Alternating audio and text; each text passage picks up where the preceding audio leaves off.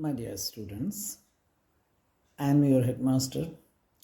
I am the headmaster of Manipur Swami Vivekananda High School, and I am here in order to help you, in order to give you an understanding of a poem that has been slated for class 10, the lesson number 2, a fable.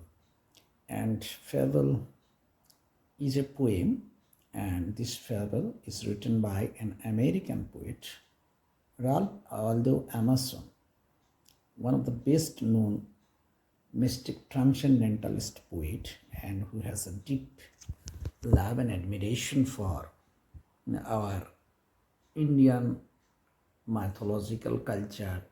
Even he loved the Upanishads and the ideas of transcendentalism and romanticism generally combined together in his poem. But here we are not going to give you the details of the theoretical perspective of the poem, but I'm here to give you a bit of textual appreciation, how the poet actually gives an idea of a koal in which a mountain and a squirrel are taking part.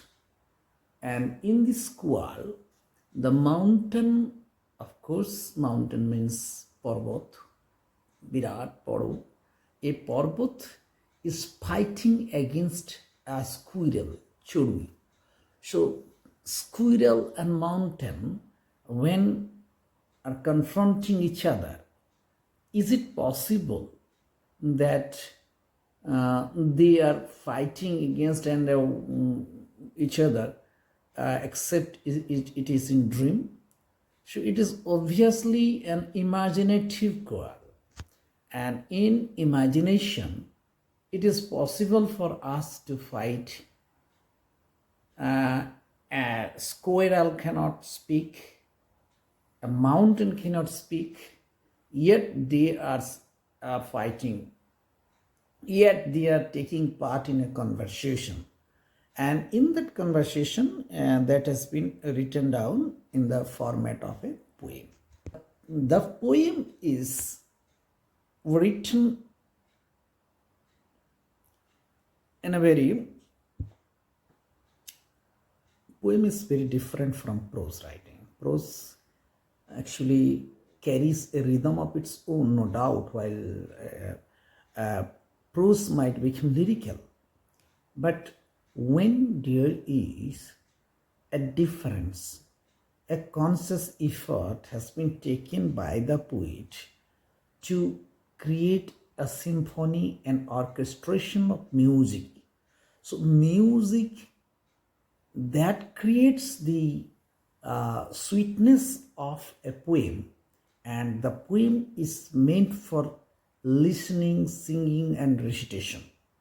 So this is a type of thing that the feeling of a person is conveyed, is transported to another person by means of symphonic language, by means of a kind of purposeful effort from the part of the poet to create a kind of emotional feeling, that emotional feeling or imaginative reinterpretations of life, so that the students or the readers might get the same type of emotive intelligence or a kind of enlightenment out of that imaginative excursion into the world of imagination. Here, a poet transcends subjects. When a poet describes something from the visible world, in his deeper understanding, in his deeper visionary power, he transmutes the visible subjects into such an aura of beauty that people, those who can visualize that, feel a kind of new feeling, a kind of newness and novelty in him. And here lies the greatness of a poem. And always a poem, actually uh, a poem, it influences the mind of the listener for so long that one can say that Bible has been written down in poetry, Gita, Mahabharata, Ramayana, and all classical poems that we generally sing are written down in poetry. Kabir wrote his preachings and teachings in dohas and couplets. So these couplets and preachings were actually conveyed to the listeners by means of poetry, because it is more effective, it is more influential to the minds of the listeners, and the listeners gets mesmerized while they are listening to the speaker. একটা ভেড়াকে যদি আমরা ভেড়া বলি, তার সাদা রং, তার উল, তার ভয়েস, যে কিছু, ছোট বাচ্চা ভেড়া, তার বিউটি দেখে যে কেউ মুগ্ধ হতেই পারে। কিন্তু এই অ্যাপারেন্ট সিম্পলিসিটি, অ্যাপারেন্ট ইনোসেন্সের মাঝখানে যদি কেউ ভগবানের মহিমা খুঁজে পায়, কেউ যদি মনে করে যে ভগবান যেমন নিষ্পাপ সৌন্দর্যের প্রতীক, তেমনি এই একটা মেষশাবকও ভগবানের প্রতীক, একটা শিশু জন্মায় সেও ভগবানের প্রতীক। তাহলে এই যে ফিলিংসটা, দেখার যে ক্ষমতাটা, এই দেখার ক্ষমতাটাই actually the poet. A poet transmutes the visible elements into a glorified subject, and he holds the thing that are beautiful, bold, and that is reformative, or actually they are telling the subjects in a different manner, in an allegory is রূপক। অর্থাৎ আমি এখন যেটা বলছি, অর্থাৎ there are two layers of meaning, one in the surface level and another in the subterranean level. If we are speaking, if a poet speaks in the subterranean level, his purpose is to create an inner subject matter while telling an apparent visible subject matters. So a poetry is not so simple for understanding. A poem requires more attention. A poem requires more ideological abstract feeling for better understanding of the inner implications of the writing. Here we are going to same way to find out the deeper implications later, and to find out the outer or the surface meaning and the subterranean meaning. They are to be combined and cobbled together for your understanding, and at the same time will be able to speak out certain linguistic activities, and these linguistic activities are necessary for your class, for your final examination. And here we are sitting together. Perhaps you are sitting far beyond me and we cannot make a contact. However, I think you are the audience and you can listen to me from the core of my heart. And I am just giving you this lecture only with the hope that you will patiently hear my lecture, so that you can get an idea how the virtual classes can create the atmosphere that we have a one-to-one interactive classes. Here is, of course, one-sided, and that's why a little bit non-interactive. However, from once even from one-sided point of view, I am just going to give you a comprehensive idea about the poem. Just so let's have a look at the title of the poem, and it is written down as fable. Fable. Now, what is a fable? A fable, you know, you have just listened perhaps in your young days that our grandmas and grandpas, those who are lucky, and even our mothers and fathers, telling us stories in different ways while we were in primary schools, different types of stories were actually told to us. For example, you have had two animal characters talking to each other in a story like একটা ভেড়া ছিল, সেই ভেড়া একদিন জল খাচ্ছিল নদীর তলার দিকে, ওপরে দিকে জল খাচ্ছিল একটা নেকড়ে বাঘ, সে এখন বললো জল ঘোলা, ওর খাওয়ার ইচ্ছে হলো, তখন ওকে বলছে যে তুই আমার জলটা ঘোলা করলি কেন? ভেড়া বললো যে আমি তো নিচে খাচ্ছিলাম, আমি তো জল ঘোলা করতে পারবো না। সে না তুই করেছিস বলে তাকে the wolf pounced on the sheep and destroyed. Just this was one of the excuse by which actually the wolf finds its eatable subjects. So Beda was innocent, and the wolf was an artificer.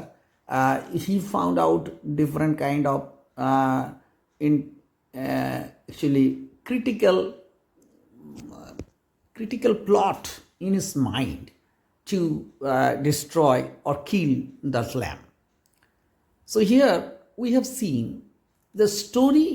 In the story, two animal characters are conversing each other. Similarly, in this story, a mountain, inanimate object. It's not an object. It's not a lively human being. If it is not a human being, how it can speak? It is not possible for a person to speak out if he is not a human being, because only the human beings are given the faculties of language. Others' languages are very different from us. But here the purpose is to give an idea about two certain characteristics. These two characters represent something. They tell us, they are supposed to represent two things. One in the one side, that the mountain represents the big, supposed to be the big. In our society, there are so many people who are supposed to be great and big, and they ignore the small, insignificant, trivial subjects. But here the squirrel actually representing those trivial subjects. But সেই তুচ্ছ বিষয়গুলোকে mountain বা বিশালত্বের মানুষগুলো খুব বেশি গুরুত্ব দিতে চায় না। এখন এই যে না চাওয়ার পেছনে এখানে স্কুইরেল এসে তাকে একটা বলবে যে তুমি তো big. So the mountain and the squirrel in the first line, look at the first line. The mountain and the squirrel had a quarrel. So they were quarreling. So we do not know why they are quarreling.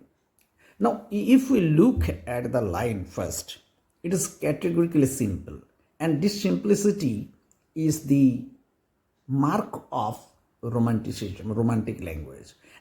If I say that this poem is a romantic poem, a romantic transcendental poem, then this simplicity would suggest that this poem has a kind of romanticism in it.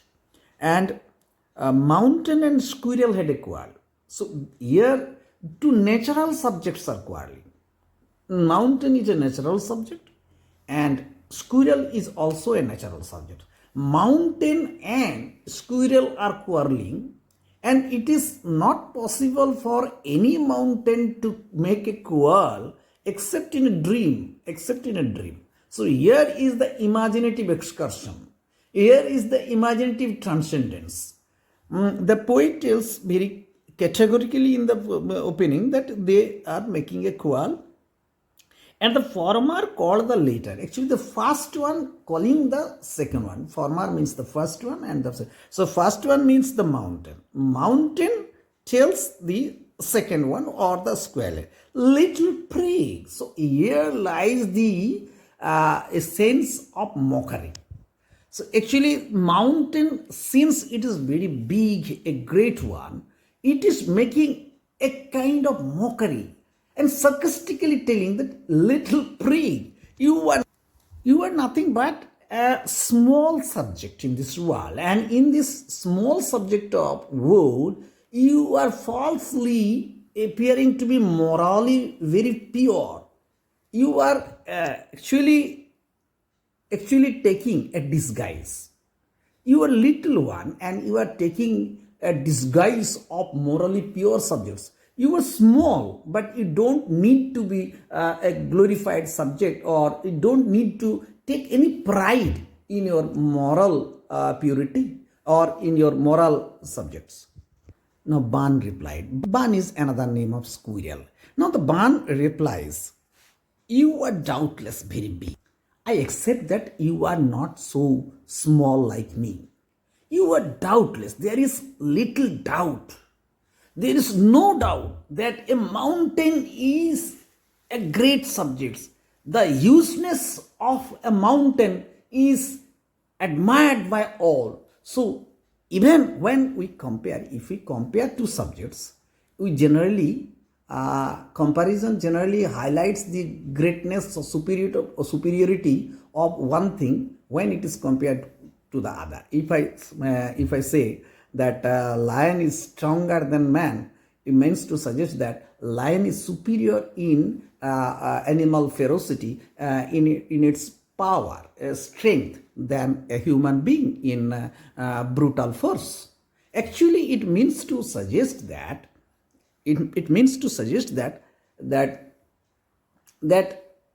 visibly, apparently, all subjects that are supposed to be great are great, no doubt, in their mass, in their construction and built up, in their made up of subjects, but made up of elements.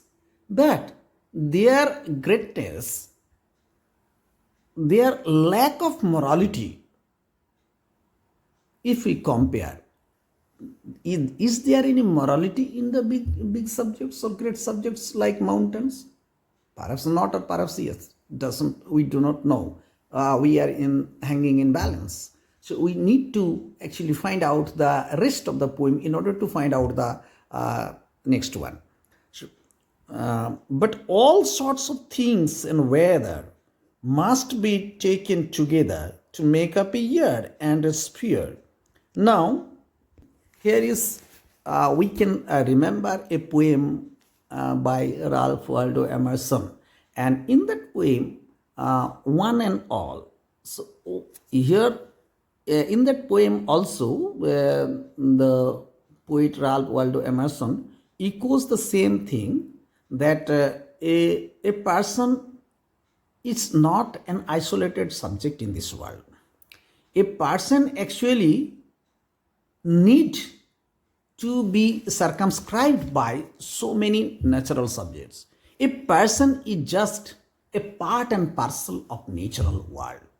And if we take one subject, if you take away one subject from the world or universe, then there is a huge loss. The ugliness of the world would occur when something is taken away. So a person looks beautiful when everything is okay, everything is just in its shape and size. So similarly, mountain, if mountain is there, if mountain can suffer all weather in the same way, then there is a reproach. Actually, all cruel requires a similar kind of logical argument from the opponent, and squirrel is morally more powerful, as already noticed that it is more powerful in their moral subjects, in its moral subject. So squirrel then points out his position clear. So their point of contention is big, little and big.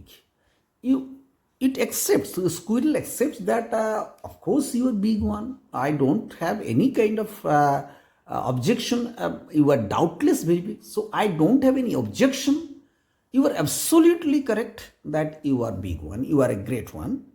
But to all sorts of things, all sorts means types, so all types of things, the world need to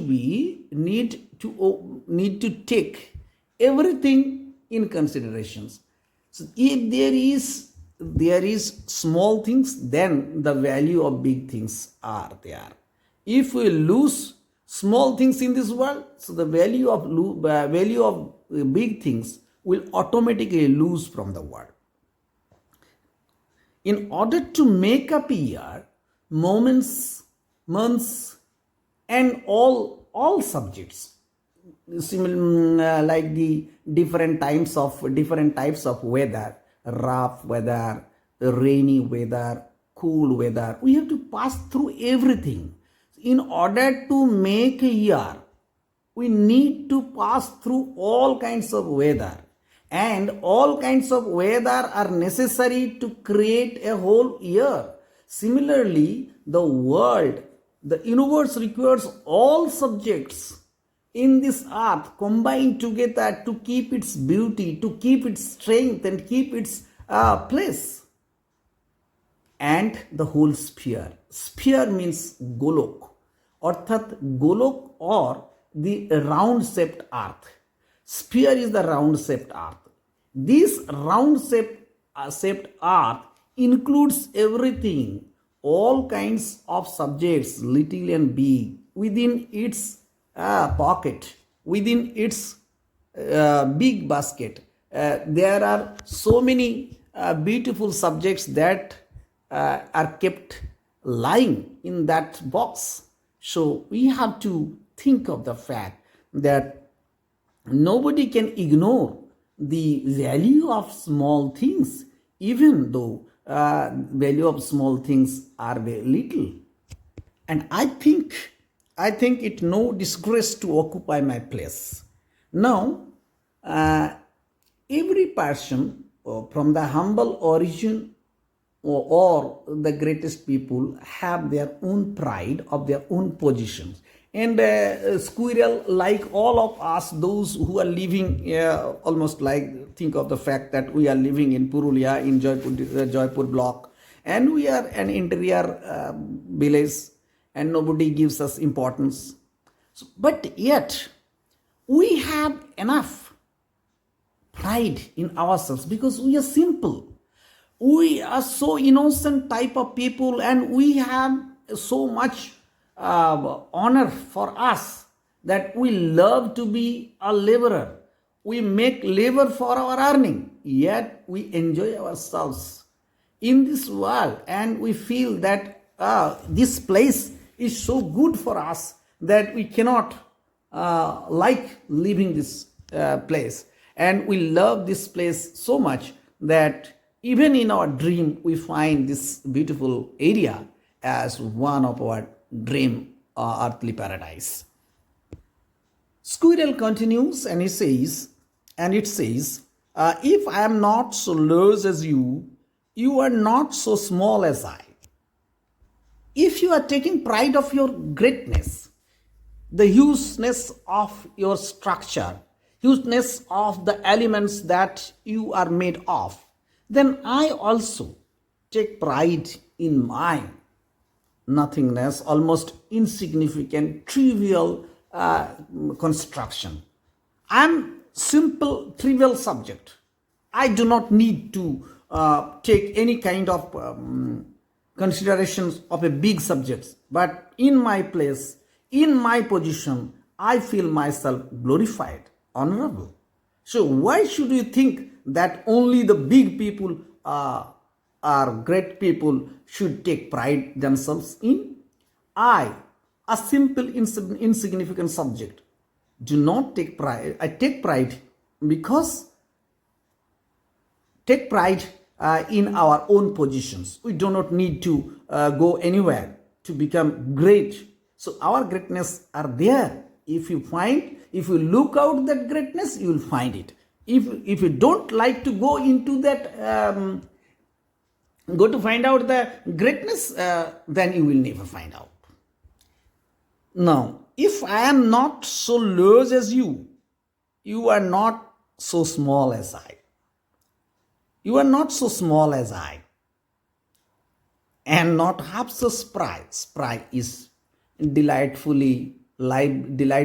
liveliness, enjoying the vivacity of a young world. Actually, all young subjects generally give us ecstatic pleasure to find out that they are so vivacious, so much vital in their attitude, that everybody loves to find a small child, while playing in its own way. We love to see them, and we love to find out their delightful spry subjects. So spry is the delightful mental condition. So my attitude is far better than you. You are solemn and serious. You are great, but you don't have that kind of delightfulness. You lack the energy. You lack the joyous perspective in your life. You seem to be solemn and grave. You look big, but you are solemn and grave. So here lies the difference. You occupy the position of a great subjects, but you don't have the energy. You don't have the joyous elements in you. Here is the dichotomy in your life. Here is the Viparita in your life. Now, Squirrels continue. Squirrel continues, I will not deny you make a very pretty squirrel track. Talents differ. All is well and wisely put. Here lies the question of Ralph Waldo Emerson, following the philosophy of Ved Upanishad of India, the philosophy of divergent universe, taking the shape of actually all these earthly subjects is the manifestations of divine self. Actually, all this world, the natural subjects are the manifestations of God. And this nature God or pantheism is one of the pet subjects of the romantic poets. And in this following nature God, following the natural world as something as the epitome of paradise or the manifestations of godly subjects is one of the pet subjects in India, in our Ved Upanishad. And Ralph Waldo Emerson follows that Upanishadic idea that that world has been a creation of something super soul, and that super soul is permeated in its beauteous mode in every part and parcel of the subject, and that's why it is wisely put. See, this wiseness actually refers to the wisdom of the supreme soul that offers its blissful aspects in all the part and parcels of natural self. And Squirrel tells this simple story to Mountain that you and I, when taken together, creates the the felicity of God. If we are one and wisely put. I am no doubt small in comparison to your gigantic structure, but keep in mind that I, a squirrel, is not a simple subject. I, a squirrel, is not so simple, not so little, because you and I, when taken together, we represent the God's manifestations over the earth. It is the divinity on earth. We too belong to the same world, the world that has been wisely or beautifully placed by the Creator in order to create a universe. If I cannot carry forests on my back, neither can you crack a nut. The squirrel admits his inability of a mountain. A mountain holds beautiful forests, beautiful trees, beautiful subjects, boulders, and so many great things in its uh, structure. And a squirrel similarly boasts that I do not have the power to carry the load as you are carrying the load of so many beautiful, so many great things, so many huge things over your back. But he puts a simple questions. Can you crack a nut? Nut is badam. সুপারির মতো জিনিস, যে একটা সুপারিকে তুমি কাটতে পারবে? So mountain cannot break সুপারি in its teeth because it don't have such kind of teeth. So squirrel has its own power and liveliness, and in that liveliness he appeals, he creates a mesmerizing effect on the people. So squirrel has its own value. So the whole poem, now we are coming to the conclusion, and the whole poem is just a reminder for us, telling us simply that the world is created by something great super soul, and he has created this world in order to create its sublimity with the divine manifestation of all subjects, irrespective of their power, position, and size, irrespective of anything. The world requires everything in its folder in order to be a complete one.